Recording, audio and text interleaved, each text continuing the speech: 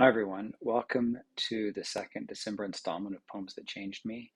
I am super excited about the entire month, but I'm really excited about today's poem. It's one of the first poems I remember freaking out about in a number of ways. It's John Donne's Holy Sonnet 14, also known as Better My Heart, Three-Person God. And here's the poem. It's a sonnet with an unbelievable rhyme scheme. Better my heart, three-person God, for you as yet but knock, breathe, shine, and seek to mend, that I may rise and stand, o'erthrow me and bend your force to break, blow, burn, and make me new. I, like an usurped town to another, do labor to admit you, but oh, to no end. Reason, your viceroy in me should defend, but as captive and proves weak or untrue.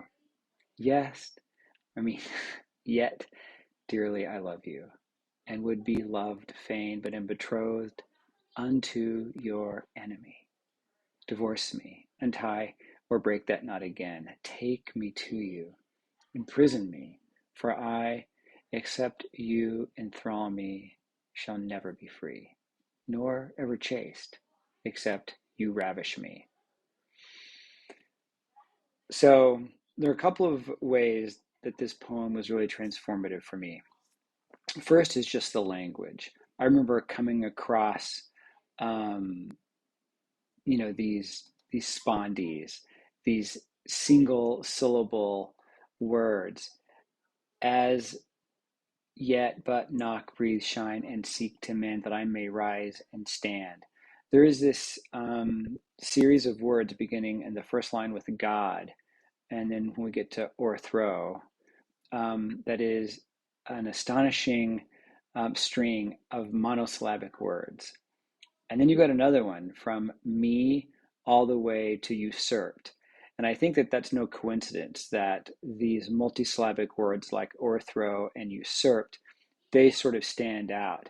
They are radical words, to overthrow, to usurp. Those two words in their length, they are protrusions. They are the exception, not the rule.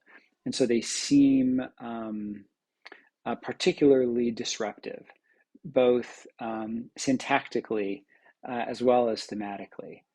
And when you get to that fourth line, it's one of the greatest lines in all of poetry. You're forced to break, blow, burn, and make me new. You're forced to break, blow, burn, and make me new. The internal rhyme of break and make, the three B's, the M's, it's just an absolutely glorious line. As, as the rest of the poem, I just thought this is such a reveling in language. The other thing that this poem changed for me was just its weirdness. I remember reading this as an undergraduate and thinking, well, this is really about sex. And it seems to be about some sort of S&M type sexual relationship. Um, there is this sense in the sestet, the last six lines, of um, the speaker being captive, being tied in a knot, this sense of being imprisoned. And then there's that weird last line, not ever chaste, except you ravish me. There is this sense that the speaker wants to be sort of uh, um, penetrated by God, ravished by the Lord. Um, this sense that this sense of complete enthrallment, like the speaker Donne wants to be taken, wants to just be taken out of sheer devotion, sheer passion. I mean, this is a poem of passion. You cannot write those lines with those rhythms and those sounds and not be absolutely, completely enthralled. I mean, this is a poem of desperation, of desire, of wanting to be filled. And I just thought that these metaphorics of empowerment and disempowerment and being a subject, of being subjugated by a male poet was really interesting.